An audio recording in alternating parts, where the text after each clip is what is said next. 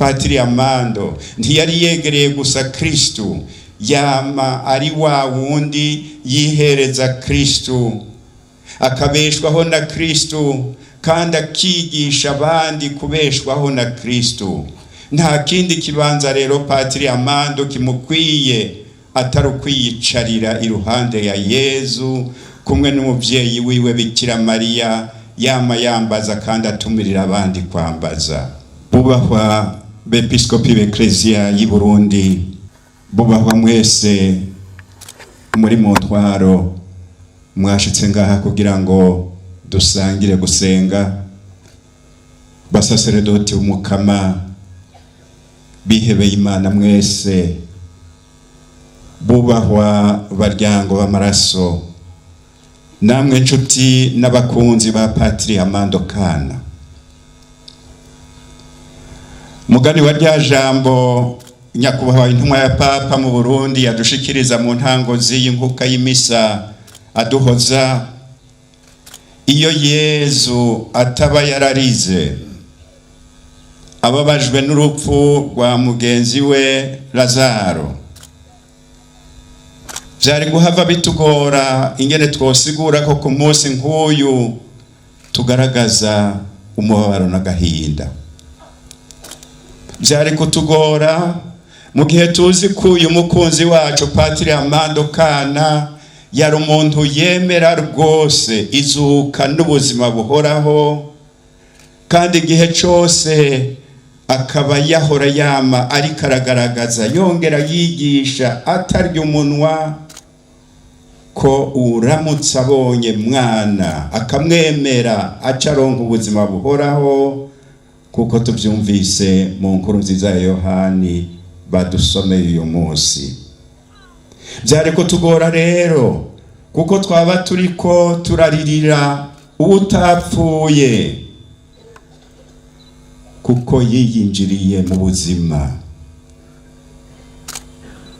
Nkako nyene Patiri Amando Kana yavuye muri wa mubiri ubwirizwa gusambuka igihe kimwe kugira ngo yinjire mu bundi buzima. Mugabo ko na Yezu yarize, natwebwe turababara kandi nibisanzwe. Turababara kuko twabuze umukunzi wacu twahora tubona mu mubiri tumenyereye, ariko ubu siko bizoba bikiri. Turababaye, nico gituma duhozanya. Muri inyigisho yo kumuherekeza reka mvuge make ashoboka, nanone akuzuye ntikamurikwa. Ubundi bw'uwogomba kuvuga ibyiza byaranze uyu mupatiri wacu Patiri Amando Kana yovuga ntiyoheza. Mbonereho mbere mbanze nkengurukire abafwaye bahaye akaryo abantu batari bake babishobora ko gusenga bibuka kandi bashingira intahe uyu muntu w'Imana Patiri Amando Kana. Ariko intahe nyinshi nizitavuzwe kuko hari byinshi by'umutima bitavugirwa ku mugaragaro, naho biba bifise akamaro. Nsabe mugabo ko intahe nkuru zashinzwe zo kwandikwa neza kugira ngo zize zigirira akamaro n'abatamenye uyu mutumwa w'Imana yaraye arengutse ibukama. Kuko akarorero keza uw'Imana duha no kugira ngo gashobore gufasha abandi guca muri iyo nzira nziza. Bakunzi mwese mwashitse ngaha ngo dusangire gusenga. Mbega none muri inyigisho mvuga iki ndeke iki?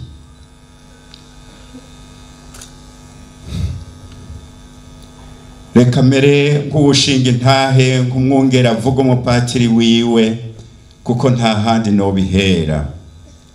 Patiri Amando yari umupatiri abushitse koko. umugongo wamuhetse uragahoraho.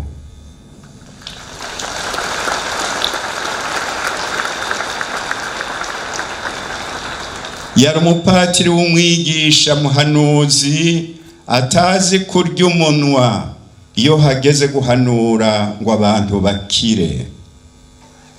Sinzi abanshingiye intahe ko igihe kimwe hari umugwi w'abubahwa bamutumiye nk'uko bakunze gutumira n'abandi bakababwira ayo babona yo baryohera.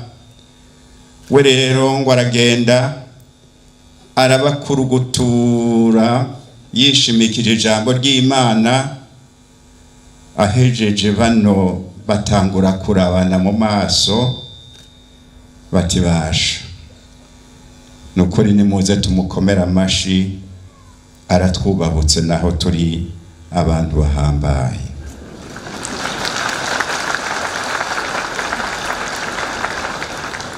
Kandi barabyakiriye neza abo bantu bari bamutumiye, kuko barazi ko atigera avuga yiwe, yama ariko aravuga nk'uwoshwa na mutima mweranda, kandi ibyo nivyo bikuru. Patiri Amando yari kandi umupatiri akora ibyo yemera mu gutagatifuza, kandi akama yishimikije mutima mweranda, atanga ububasha bwose. Niyagize amakenga akagira ati mbega ibi bansavye jewe ndabishobora, yaca yibuka ati si jewe ndabikora, ni Imana ibikora muri jewe, none ko atakinanira Imana ndabikora. Yakunda kuvuga ati ugiye kwirukana amashetani utabanje kuyirukana muri wewe, uyirukanye mu bandi aca yiyinjirira iwawe, kuko ahasanga bagenzi bayo bayiteze. Nico gituma yaguma yitwararitse kugira umutima usukuye kandi wuzuye mutima w'Imana, kugira ngo amashetani ntaronke ikibanza muri we. No kuvyerekeye Eucharistia, ngira bamwe muracibuka ibyabereye hariya ku kirimba cha Monsignor Gikungu, ngo igihe kimwe yoba yari karahereza inkuka y'imisa, ndabivuga ndavyikura koko siho nari, ngo yoba yari karahereza inkuka y'imisa, sinzi abikanze ko ngo Imana yoba irikira babonekera mu zuba, baca ngo barasohoka baza ngo kuyiraba muri iryo zuba, arabareka. Mugabo ngo bagarutse yarazwe kubavugutira umuruturutu, ati mwebwe musiga Yezu ari muri Eucharistia, kandi muzi neza ko ariho ari, mukagenda kurondera Imana yo mu bicu, mutazi yuko ari nayo. Ibyo bikaba byerekana ko yemera rwose ko mu isakaramento ry'Eucharistia Imana iza kubana natwe by'ukuri. Umusaseredoti Amando Kana yari kandi n'umupatiri azi kuyobora yegeranya nk'umwungere, ariko akegeranya abemeye kuba mukuri no mu rukundo, atari bimwe byo kurenzarenzako. Ibyo ntavyo yarazi kurenzarenzako. Wabwirizwa kuba uri mukuri kugira ngo ube kumwe nawe, ukaba uri mu butungane bw'Imana kugira ngo ube kumwe nawe. Yari umuntu azi kuyobora. Cazira ko aho Patiri Amando ari habo bwiyorobetsi canke akajagari, ariko nahatashima birekura byose yabigirana urukundo. Yari umuntu yuzuye urukundo, kandi akagomba yuko bose bo abantu buzuye urukundo. Yibajije ko yakubabaje, yaca yihutira kugusaba ikigongwe. byongeye mu byashinzwe yari umuntu azi kwitwararika ubutumwa bwiwe no kuburangura neza n'umutima mwiza, ubona ko atari bimwe byo kwikurayo, mugabo agomba ko abashinzwe batunganirwa.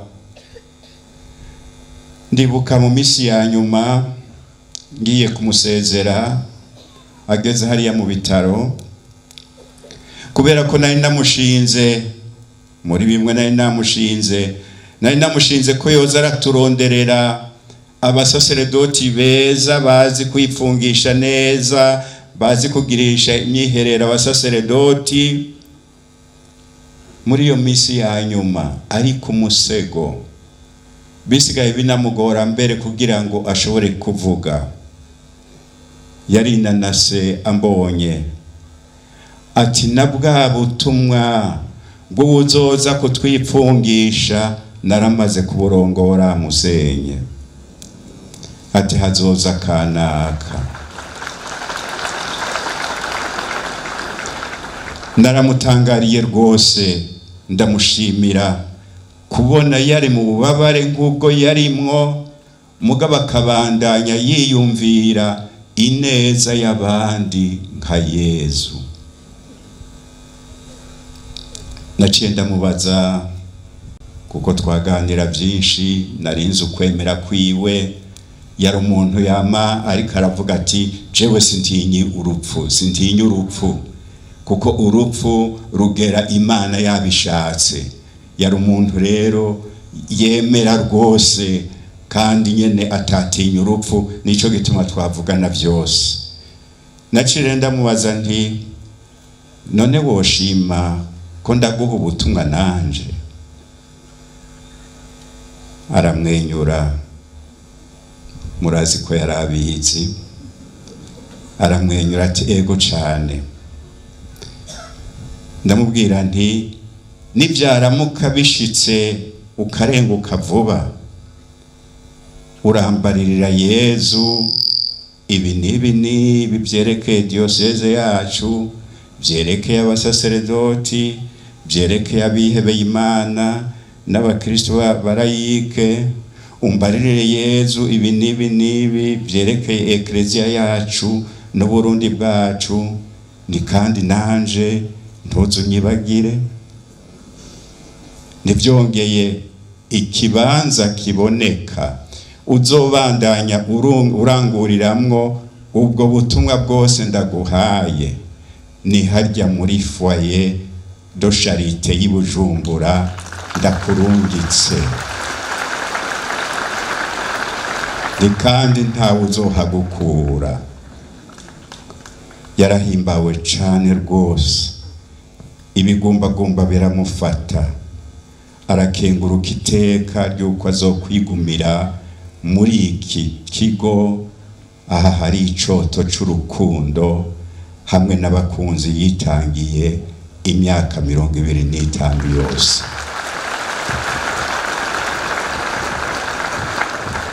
Ego nyene Patiri Amando yari umuntu azi ico yemeye, akama yizigiye kandi akunda rwose uwo yemeye agakurikira. N'ubu rero muri uko kwemera twese uyu munsi nitwumve ahariko aravuga nk'uko kwa Yobi ati maze kwikangura umucunguzi wanje azonyicarika hambavu yiwe, amaso yanje amubona imbona nkubone. Nimushira amazinda mu kwemera kwacu, twari dusangiye nawe. Patiri Amando ntiyapfuye, Patiri Amando arasinziriye mu Mukama. Abapfa nejo bundi nibarya babaho batagira uwo bemeye, uwo bizigiye n'uwo bakunda, bakabaho batazi iyo bava n'iyo baja, kuko nibo bapfa kagirire bagahereza mu gaheza. Patiri Amando yemera izuka n'ubuzima buhoraho, yasinziriye rero kugira ngo ashobore kwitaba neza Umuremyi, amutume ukundi gusha, ndi hano Mukama ntuma. uko niko kwemera yagendeye, niko kwemera yatwigishije, niko kwemera yarinze ashengera gifise kandi agihagarariye. Nkako nyene yabayeho yemera uwo Kristo ahumuriza abiwe ati abo data yampaye bazonyegera, byongeye unyegereye wese sinzomuta hanze. Patiri Amando ntiyari yegereye gusa Kristo, yama ari wa wundi yihereza Kristo, akabeshwaho na Kristo kandi akigisha abandi kubeshwaho na Kristo. Nta kindi kibanza rero Patiri Amando kimukwiye atari ukwiyicarira iruhande ya Yezu kumwe n'umuvyeyi wiwe Bikira Mariya, yama yambaza kandi atumirira abandi kwambaza. Muvukanyi wacu Patiri Amando, Imana yashimye kuva vuba muri uyu mubiri utubera urusago hano ku isi. Yabishimye uko kugira ngo ikuronse umubiri uninahaye nk'umwe wa Yezu yazutse, umubiri utabugitangirwa n'impome n'ibirere. Ndiko ndakumva uturemesha twese aha dukoraniye ngaha, twebwe abakunzi bawe n'abatashoboye gushika ngaha mugabo bagufise ku mutima, uturemesha mu kuvuga nk'ivyo Dominiko Mweranda yabwiye abafurera bari bamukikije agira ave kuri iyi si, ati ntimugire ubwoba bavukanye ngo ndabahevye. Ubu rero niho ngiye kuronka akaryo ko kubagirira akamaro kuruta uko vyahora. Ego cane, utewe iteka akaba umweranda, acagirira ibyiza isi yose kandi mu bihe byose. Dusavye Imana rero ngo ikutwakirire Patiri Amando, wibere mu mahoro yayo kumwe n'umuvyeyi Bikira Mariya, maze ubandanye utubera mu ngoro twese, uhereye ku mafayi wakunda cane utubere mu ngoro twese. Ngo umunsi uri izina tuze natwe dushike aho uzoba uri mu birimba vy'Imana. None rero muvukanyi Patiri Amando, Imana nirabe n'iki gihugu cose caje kugutera iteka no kugusabira, maze ininahazwe mu rupfu rwawe nk'uko wayininahaje mu buzima bwawe. Amen.